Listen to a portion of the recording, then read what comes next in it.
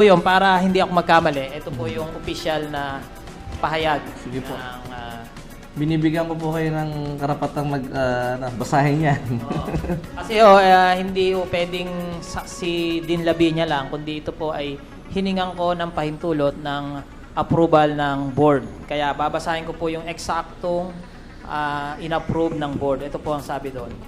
Unang-una, by using any stretch of imagination, ang interview na ginawa ng Samaka sa mga incumbent councilors who will be seeking for re-election or seeking higher office ay masasabi natin pambababoy sa session hall dahil sa mga sumusunod na kadahilanan. Una po, no less than the Vice Mayor himself gave us the approval. Noong po kami ay nagpunta noon sa Kasile, by accident, nakita po namin noon si Vice Mayor Heculea. Ang totoo po niyan, ang amin talagang intensyon, dun sa aming munting office lamang lahat ng interview. Pero siya po ang nagbigay sa amin ng idea. Kung gusto nyo, sa session hall, bibigyan ko kayo ng pahintulot. No? At yung mismong una nating interview kay Attorney Leif, doon po nating ginawa. At nung nakausap po namin noon si Vice Mayor, kasama ko yung Vice President namin kasi 1 hour before the interview, nagpunta po kami sa City Hall. Ang sabi po ni Attorney Mel sa akin, yung eksaktong pagkakasabi niya, Dean, kung gusto mo, interviewin mo rin si Konsehal Danica Gabriel. Gamitin niyo ang ang session hall. Lahat ng nyo, okay lang sa akin. Basta ang limitation lang, basta hindi siya occupied. Basta siya ay bakante, pwede niyo siyang gamitin. Sa ating mga nakikinig ngayon, ako pa nga po ang nagbigay ng limitasyon sa sarili namin. Sabi ko, huwag na po si Konsehal Danica dyan kasi hindi po siya incumbent. Kasi po, pag naupo po yung na nakalagay yung sagisag ng Cabuyao, Laguna kumbaga parang ikaw opisyal ang dating. So, ako na ho ang nagbibigay sa aming sarili ng limitasyon na gagamitin lamang namin yan kung ang aming i-interviewin ay incumbent city councilors or vice mayor. At no less than the vice mayor himself ang nagbigay sa amin ng pahintulot. Kumbaga, Director Chris, kung gagamitin namin ang Senate building, hindi kami sa President sa Senate President kami magpapaalam, hindi kay Noynoy. Di ho ba? Dahil siyang pinuno ng Senate. Ang session hall po, kaya ay nasa batas po naman ang namumuno sa sanggunian ay ang Vice Mayor. At siya po ang nagbigay sa amin. Yun lang po lang yung unang dahilan. Pangalawa po, ang mga in-interview po namin doon ay mga incumbent city councilors at vice mayor. Kung tutuusin po, ito po ay nung pangalawang interview namin kay Attorney Leif, sasabihin po, naninindigan si Attorney Leif. Doon tayo sa City Hall. Kasi may katwiran siya na hiwalay ang kapangyarihan ng executive sa legislative at pagbabawalan.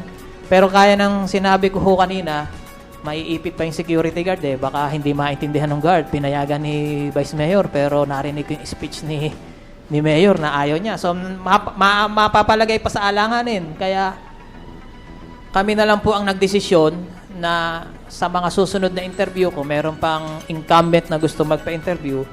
Kami na lang po ang nagdesisyon. Hindi na po kami makikipagtalo pero hindi po nangangahulugan na nag-a-agree kami na nabababoy. Pangatlo pong dahilan kung ba't hindi nabababoy, kami po ay nag-sign sa logbook. Tinanong ko yung mga officers, bago ho kami pumasok doon, pagpasok namin sa security guard, nandiyan na po ba si Vice Mayor? Nandiyan na po ba si Konsehal? Nung panahon ni Vice Mayor Heculea, nandiyan na, kanina pa. Ganun po ba? O sir, log in muna kayo. So, ibig sabihin, meron kasing part doon, director na sinabi si Mayor na napapasok na po tayo. Napapasok na. Nakapag po in-interpret natin yung word na napapasok na po tayo hanggang sanggunian. Pag in-interpret po, Tagalog, tayo linggo ng wika, napapasok na tayo para bang kami mga nagraraling walang permit na Invader kayo. Yun, nag-i-invade na parang hindi ba kami pumasok doon sa legal na pasukan na pinto, para bang doon kami dumaan sa ibang daanan at nakapasok. Pero parang, liliwanagan ko rin po. Opo. Maaari na ito itanggi din po ng nagpahayag ng salita at sabi niya nga ito sa pamamagitan ng link. May pagkakataon ba na personal ninyong kinausap si Mayor Jude kung ano yung kanyang pananaw?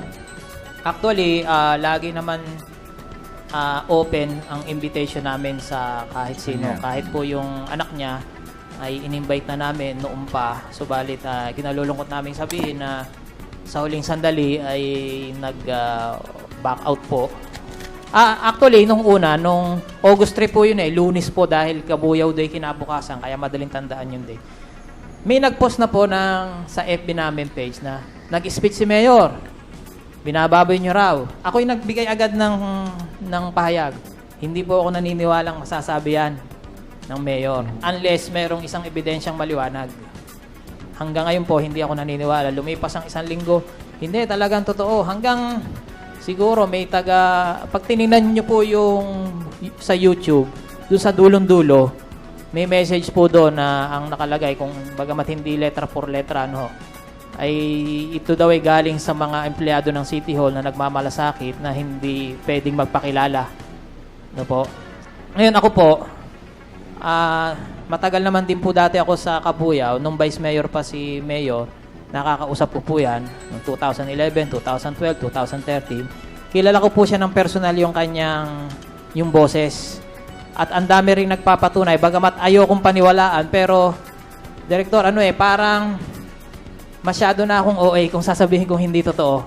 Para akong babaeng niloloko ng aking asawa. Huwag na tayong lumayo kay Na obvious na, nagbubulag-bulagan pa. So, overwhelming na po. Nung una, hindi ako naniniwalang siya, pero ngayon po, naniniwala po akong siya po iyon at boses niya po iyon. At maraming audio na iba-ibang version, pero iisa po. Ibig sabihin, yung nag-load doon, merong nag-PPM din sa aking mga taga-City Hall na ayaw magpakilala. Iisa po iisa. Tapos bago nangyari yon, meron talaga nagpahiwatig. Siguro naman walang Willie ni Pumuseno dito sa Kabuyaw na nagagayahin yun at meron ding mga background na habang nagpa-flag ceremony, may konti-konting ingay. So, napakahirap ko pa ngayon. Kasi actually, nung una sinabi ko hindi ako naniniwala, at the back of my mind, maaring totoo, pero pinilit kong sabihin sa sarili ko, huwag kang maniwala.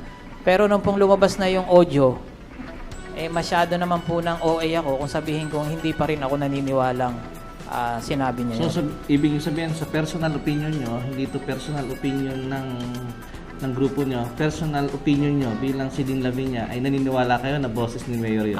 Grupo rin po.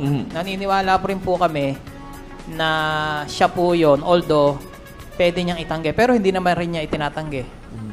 Kung itatanggi niya, sabi nga ng kanta, itanggi mo, o itanggi mo.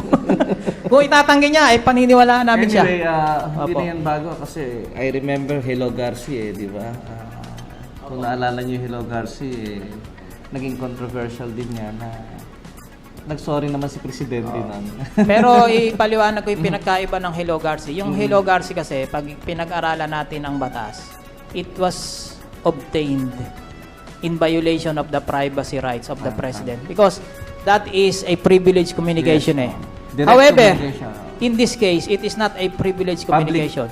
It is a public speech. Kaya inaral ko rin yung legal niyan Hindi naman basta-basta tayo pabigla-bigla Hindi pwedeng sabihin na violate ang privacy niya dahil ito ay sinabi niya in public.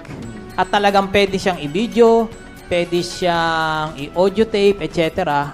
So, walang legal impediment to use that as an evidence na talagang sinabi niya. Okay, at ilang minuto. gusto kong bigyang diin pa rin, Sinabi niya kasi napapasok at meron siya sinabi doong huwag kayong magpagamit sa mga taong galit sa gobyerno. Gusto namin sabihin na hindi po galit ang sama ka sa gobyerno. Ang ating pong ginagawa ay within our rights sa ating freedom of expression na ayon sa konstitusyon, no law shall be passed. Siyempre, sa media, alam niyo po itong Bill of Rights na to. No law shall be passed abridging the freedom of speech, of expression, and of the press. And the rights of the people peaceably to assemble and petition the government for redress of grievances. So, ibig sabihin, may petition. Kami nga, hindi nagpipetisyon We are just doing what you are doing right now. At wala kaming nakikitang paglabag, it is within our constitutional rights. At yan din ang malayang pamamahay. Yan po talaga ang malayang pamamahay. Kaya